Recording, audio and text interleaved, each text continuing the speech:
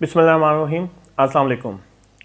First year के chapter number 3 के question number 3 के साथ मैं हूं आपका टीचर मोहम्मद शाहिद अजीम। जी स्टूडेंट्स, कैसे हैं आप लोग? उम्मीद है सब खैरियत से होंगे। अच्छा जी, हमारे पास इस सीरीज़ के अब तक 2 लेक्चर्स हो चुके हैं, तो अगर आपने वो लेक्चर्स नहीं सुने तो मैं आपको रिकमेंड करूंगा कि पहले आप वो लेक्चर सुने। आज तीसरे लेक्चर में हमारा एजेंडा क्या है? हमने देखना है कि एक सिग्नल क्या होता है और इसके डिफरेंट टाइप्स कौन कौन सी हैं। तो सबसे पहले हम बात करेंगे सिग्नल की। सिग्नल क्या होता है? इलेक्ट्रोमैग्नेटिक और light wave that carry data over network.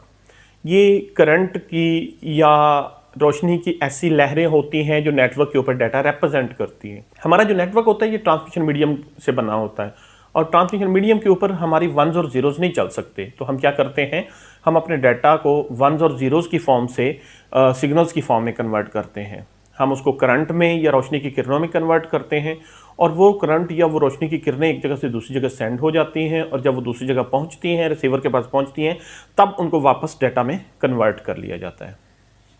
So signals are used to transfer data from sender to receiver in a network. तो आपका वायर्ड मीडियम हो या वायरलेस मीडियम हो, दोनों के अंदर सिग्नल्स का होना जरूरी है, क्योंकि सिग्नल्स के बगैर आपका डाटा सेंड नहीं होगा। सिग्नल्स 2 तरह के होते हैं, एनालॉग सिग्नल्स और डिजिटल सिग्नल्स। तो सबसे पहले हम देखते हैं कि एनालॉग सिग्नल्स क्या होते हैं। Continuous electrical signals in the form of waves. ये कुछ करंट की लहरें होती हैं जो मूव करती हैं सेंडर से रिसीवर की तरफ। इनको हम कॉन्टिन्यूस क्यों कह रहे हैं? क्योंकि ये कॉन्टिन्यूसली ऑसिलेट करती हैं पॉजिटिव नेगेटिव के बीच में। तो ये अगर इनको आप ग्राफ के अंदर प्लॉट करें तो इस तरह से ये मुसलसल अपनी वैल्यू को एक कर्व की शक्ल में चेंज कर रही होंगी। इनको कैरियर वेव्स भी कहा जाता है, क्योंकि ये डाटा को एक जगह से दूसरी जगह कैरी करने के लिए इस्तेमाल होती हैं। टेलीफोन लाइन जो होती हैं ये एनालॉग सिग्नल्स को कैरी करने के लिए बनाई गई, क्योंकि टेलीफोन लाइंस बनाई गई थी आवाज़ के लिए, और आवाज़ एक एनालॉग डाटा है, तो उसके लिए फिर जो सिग्नल्स बने वो भी एनालॉग सिग्नल्स बने।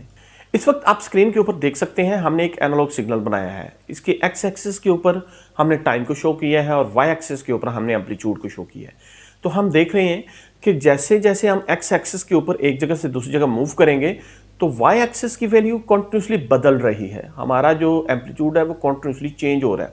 पहले वो जीरो से पॉजिटिव की तरफ जा रहा है, पॉजिटिव हाइट पे पहुंच के वो वापस डिक्रीज हो रहा है और उसने आना है जीरो पे, जीरो से वो अगेन जाएगा नेगेटिव की तरफ और नेगेटिव से वापस जीरो पे आएगा।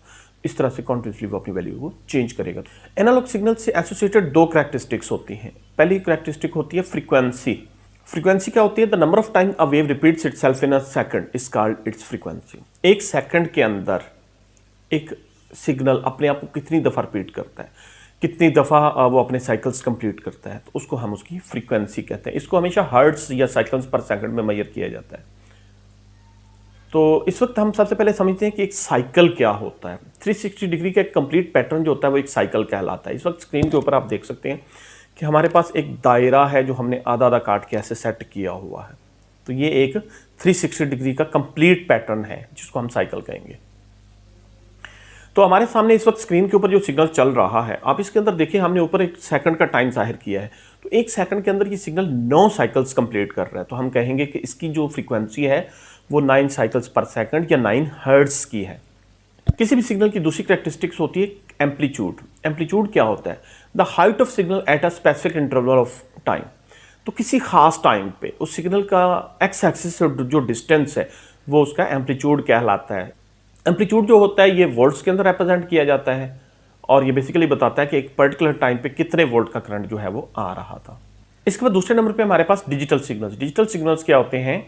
ऐसे सिग्नल्स जो डाटा ऑन और ऑफ पल्सेस की शक्ल में जाहिर करते हैं। तो इसके अंदर 2 लेवल्स यूज़ किए जाते हैं, एक ऑन लेवल और एक ऑफ लेवल। ऑन लेवल जो है वो 1 को जाहिर करता है और ऑफ लेवल जो है वो 0 को जाहिर करता है। तो बेसिकली हम एक पॉजिटिव वोल्ट करंट यूज़ करते हैं, एक negative volt for current use करते हैं। पॉजिटिव वोल्ट जो होता है वो 1 को जाहिर करता है, नेगेटिव जो होता है वो 0 को जाहिर करता है। इस तरह हम डाटा को डायरेक्टली जीरोज और वंस के अंदर जाहिर करते हैं। तो इसमें सिर्फ 2 लेवल्स हैं जो यूज़ होते हैं, इसलिए इसको डिस्क्रीट या डिसकॉन्टिन्यूस सिग्नल भी कहा जाता है, क्योंकि ये कॉन्टिन्यूसली अपनी वैल्यू को चेंज नहीं करता, बल्कि एब्रप्टली पॉजिटिव लेवल से नेगेटिव लेवल और नेगेटिव लेवल से पॉजिटिव लेवल के बीच में ऑसिलेट करता है।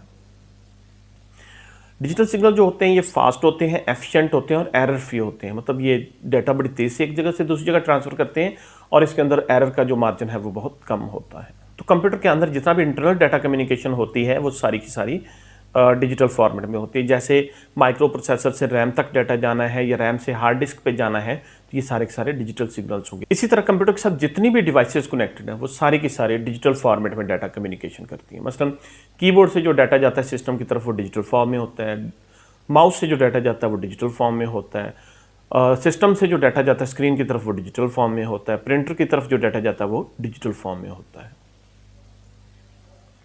इस वक्त स्क्रीन के ऊपर आप एक डिजिटल सिग्नल देख सकते हैं। तो इसके अंदर हम देख रहे हैं कि वो हमारे पास सिर्फ दो ही लेवल है। एक ये पॉजिटिव लेवल है जो 1 को जाहिर कर रहा है, इस तरह ये एक नेगेटिव लेवल है जो 0 को जाहिर करता है, और इन दोनों के बीच में ये एक शेयर फॉल है, एक एब्रप्ट चेंज है, मतलब कॉन्टिन्यूसली चेंज नहीं हो रहा बल्कि डायरेक्टली वो नेगेटिव से पॉजिटिव और पॉजिटिव से नेगेटिव की तरफ मूव कर रहा है। तो जी दोस्तों, कैसा लगा आपको आज का लेक्चर? उम्मीद है पसंद आया होगा। अगर आपको ये वीडियो पसंद आई है तो इसको अपने दोस्तों के साथ शेयर कीजिए और इस वीडियो को कंप्लीट देखिएगा, और इंशाल्लाह हम जल्द ही आपके लिए नई वीडियोस भी लेके आएंगे। तो इस चैनल के साथ कनेक्टेड रहिए। मिलते हैं इंशाल्लाह जल्द ही एक नई वीडियो के साथ। तब तक के लिए अल्लाह हाफिज़।